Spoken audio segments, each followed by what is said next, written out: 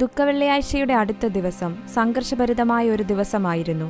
പ്രത്യേകിച്ച് യെരുശലേമിൽ മരിച്ച് അടക്കപ്പെട്ട പല വിശുദ്ധരും കല്ലറകളിൽ നിന്നും ജീവനോട് പുറത്തു വന്നു.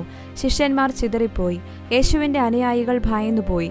യേശുവിനെ അനുഗമിച്ചതിൻ്റെ പേരിൽ തങ്ങളെയും ഉപദ്രവിക്കുമെന്ന് ഭയന്ന് മാളികമുറിയിൽ ഒളിച്ചിരുന്നു. യേശുവിൻ്റെ ശവകുടീരം മുദ്രയിട്ടിരുന്നു.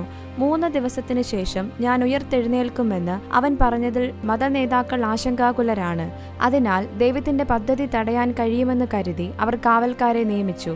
എന്നാൽ സ്വർഗം നിശബ്ദമായിരുന്നില്ല. യേശുവിൻ്റെ ശരീരം കല്ലറയിൽ കിടന്നെങ്കിലും അവൻ്റെ ആത്മാവ് പ്രവർത്തിച്ചിരുന്നു. ആത്മാവിൽ ജീവിക്കപ്പെട്ട യേശു പോയി തടവിലുള്ള ആത്മാക്കളോട് പ്രസംഗിച്ചു എന്ന് 1 പത്രോസ് 3:19 നമുക്ക് കാണാൻ സാധിക്കും. മരണത്തിൽ പോലും ക്രിസ്തു വിജയം പ്രഖ്യാപിക്കുകയായിരുന്നു. ഈ ദിവസം നമ്മെ എങ്ങനെ കാത്തിരിക്കണമെന്ന് പഠിപ്പിക്കുന്നു. ദൈവം ഇപ്പോഴും പ്രവർത്തിക്കുന്നു. നിശബ്ദതയിൽ പോലും ദൈവത്തിൻ്റെ വാഗ്ദാനങ്ങൾ എല്ലായ്പ്പോഴും നാം പ്രതീക്ഷിക്കുന്ന നിമിഷത്തിൽ നിറവേറ്റപ്പെടുന്നില്ല. പക്ഷേ അവ എല്ലായ്പ്പോഴും നിറവേറ്റപ്പെടുന്നു.